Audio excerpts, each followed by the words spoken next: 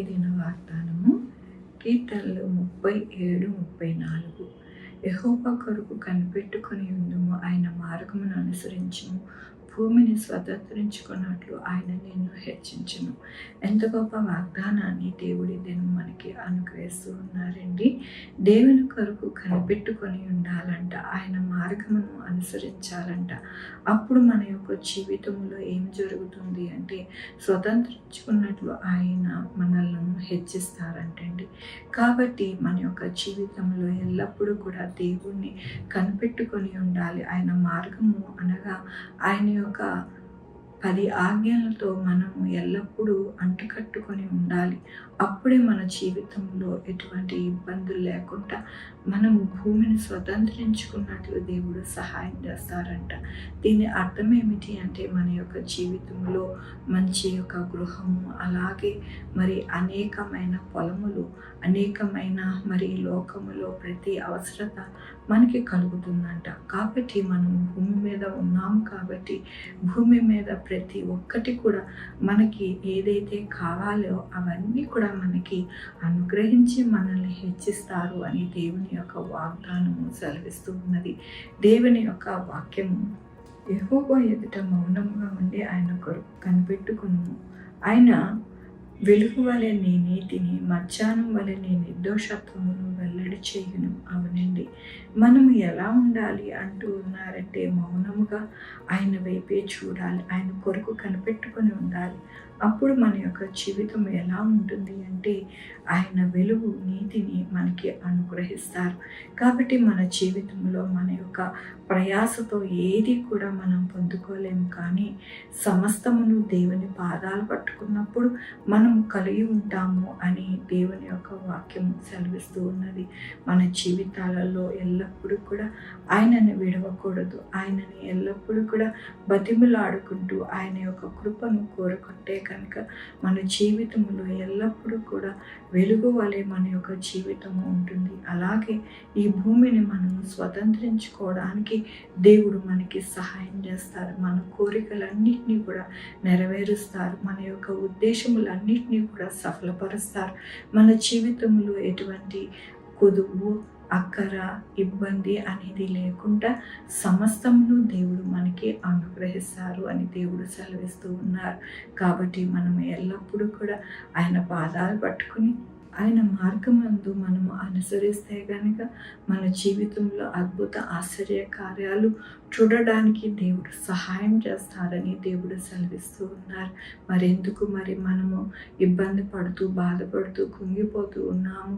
అలా కాకుండా దేవుని పాదములు ఉదయమునే పట్టుకుంటే మనకు ప్రతి దినము కూడా ఆయన యొక్క కృపతో మనల్ని హెచ్చించి నడిపిస్తారు అని ఈ దినమున వాగ్దానముతోనూ వాక్యముతోనూ మాట్లాడుతున్నందుకు దేవునికి వందనాలు చెల్లిస్తూ ఉన్నాను. ఈ దినము నా పుట్టినరోజు, పెళ్లి రోజు, అనేక శుభదినములు చేసుకుంటున్న వారందరికీ కూడా నిండారుగా శుభాకాంక్షలు తెలియజేస్తూ ఉన్నానండి. మీ జీవితంలో దేవుని యొక్క ఆశీర్వాదము, ఆయన బహుమానము, ఆయన దీవెన మీకు కలుగునుగాక. ప్రార్థించుకుందామండి.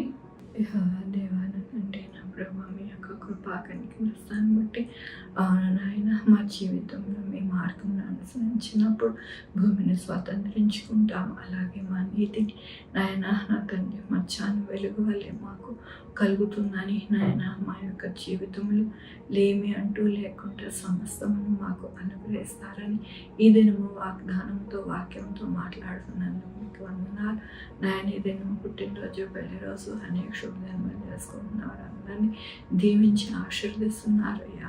సహాయం చేస్తున్నారు నాయన. ఇంకనూ నాయన కావాల్సిన ప్రతి అవసరత వారికి దయచేయండి. మా కొరకు ప్రార్థించమన్న వారికి నాయన, వారికి వారి బిడ్డల భవిష్యత్తు, వారు చేయ పనులు, వారి ఆరోగ్యములు, వారు చేయ వ్యాపారములు అన్నిటికీ తోడై ఉండి సహాయం చేయండి నాయన. Sugar, BP, thyroid, heart problem, kidney problem, AIDS, cancer, నరాల బలహీనత, పెరాలసిస్, గ్యాస్ట్రిక్ ట్రబుల్, పెద్ద విధమైన అనారోగ్యాన్ని తీసి స్వస్థపరిచి యెహోవా నేను అన్నారు. మీ కృపను వేడుకుంటున్నాం, మీ దయను వేడుకుంటున్నాం. కోరుకుంటున్నాను. అయ్యా నా తండ్రి ఎక్కడ కూడా మంచి పంటలు నాయన పండడానికి నాయన సహాయం చేయండి. ఎక్కడ కూడా నాయన నా తండ్రి ఇబ్బందులు పడకుండా రైతులు చక్కగా నాయన మంచిగా నాయన వారి యొక్క ఆర్థిక పరిస్థితి బాగుండడానికి సహాయం చేయండి. అయ్యా నాయన పారాలసిస్తో బాధపడుతున్న వారికి నాయన మీరు ముడుతున్నారు, మీకు వందనాలు. వారిని బాగు చేస్తున్నారు, మీకు వందనాలు. అయ్యా నాయన ఏ బిడ్డలైతే నాయన బాగుపడుతున్నారు వారందరూ మిమ్మల్ని స్తుతిస్తున్నారు, మీకు వందనాలు. అయ్యా నా తండ్రి అలాగే నా ప్రభా ఎవరికైతే నా ప్రభా అనారోగ్యాలతో జ్వరాలతో జలుబు దగ్గులతో బాధపడుతున్నారు వారందరినీ స్వస్థపరుస్తున్నారు, మీకు వందనాలు. సహాయం చేస్తున్నారు, మీకు వందనాలు. నాకు చూపిస్తున్నారు, మీకు వందనాలు చెల్లిస్తూ ఉన్నాను. అయ్యా నా తండ్రి ఎవరైతే మీ యొక్క కృప కొరకు నాయన వేడుకుంటూ ఉన్నారో వారి కష్టాన్ని దీవించమంటున్నారో వారిని జ్ఞాపకం చేసుకోండి ప్రభు. వారిని నాయన దీవించండి, ఆశీర్వదించండి నా ప్రభు. నాయన నా తండ్రి భూమి మీద ఉన్న ప్రతి ఒక్కరి అక్కర తీర్చండి నా ప్రభు. దుష్టుడు నాయన ఏ మనుషుల్లోకి దూరి నా ప్రభు చెడు చేయాలని నాయన సంకల్పించుకుంటా నాయన చెడుని నాయన తొలగించండి నా ప్రభు. దుష్టుడు ఎల్లప్పుడూ కూడా రేపుతూ ఉంటాడు నాయన అనేకమైన విషయములలో చెడ్డగా మనుషులను చేయాలని, వారిని చంపాలని నాయన వారిని ఎంతగానో ఇబ్బంది పెట్టాలని ఆ యొక్క ప్రణాళికలన్నింటినీ కూడా మీరే నాయన తీసివేసి నాయన నా తండ్రి ఆ దుష్ట ఆలోచనలన్నీ కూడా తీసివేసి చక్కటైన ఆరోగ్యవంతమైన ప్రతి ఒక్కరూ ఉండడానికి సహాయం చేయమని కోరుకుంటున్నాను. మీ కృపా కనికర దీవెన ప్రతి ఒక్కరికి అనుగ్రహించమని కోరుకుంటూ నా ప్రభు నా రక్షణ యేసుక్రీస్తు పరిశుద్ధమైన నామమున అడిగి వేడుకుంటున్నాను తండ్రి. ఆమె తండ్రి కుమార పరిశుద్ధాత్మ సదాకాలం మనందరికీ తోడై ఉండును గాక. ఆమె. God bless you.